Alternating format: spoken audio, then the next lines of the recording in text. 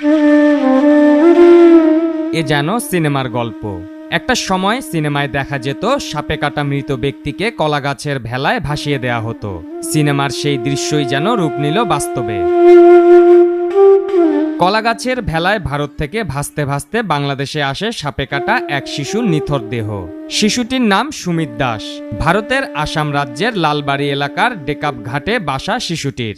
সাপে কাটার পর মৃত শিশুটিকে তার পরিবার কলাগাছের ভেলায় ভাসিয়ে দেন, এই বিশ্বাসে যদি সুমিত দাস বেঁচে ওঠে। এরপর সেটি ভাসতে ভাসতে বাংলাদেশে এসে পড়ে।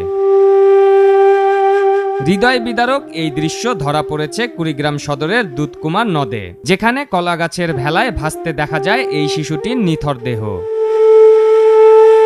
শিশুটির মরদেহ ভেলায় ভাসতে দেখে কুড়িগ্রাম জেলার যাত্রাপুর ইউনিয়নের গারুহারা ঘাটের স্থানীয় মানুষের মধ্যে চাঞ্চল্যের সৃষ্টি হয়।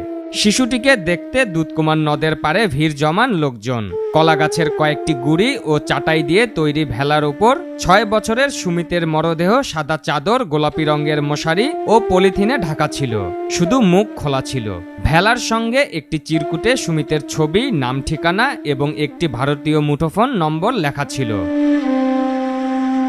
চিরকুটে দেয়া তথ্য মতে শিশুটির নাম সুমিত দাস, বাবার নাম আকুমনি দাস, মায়ের নাম পদ্মা দাস, বাড়ি ভারতের আসাম রাজ্যের লালবাড়ি এলাকার ডেকাব ঘাটে। পরবর্তীতে চিরকুটে দেয়া নম্বরে যোগাযোগ করেন স্থানীয়রা। কল দিলে অপর প্রান্তে অঙ্কু দাস নামের এক ব্যক্তি নিজেকে সুমিতের মামার পরিচয় দেন। তিনি জানান 10 জুলাই সুমিত সাপের কামড়ে মারা যায়। এরপর তাকে কলাগাছের ভেলায় ভাসিয়ে দেওয়া হয় এই বিশ্বাসে যদি শিশুটি বেঁচে ওঠে। পারভেজ মোশাররফ, বৈশাখী সংবাদ।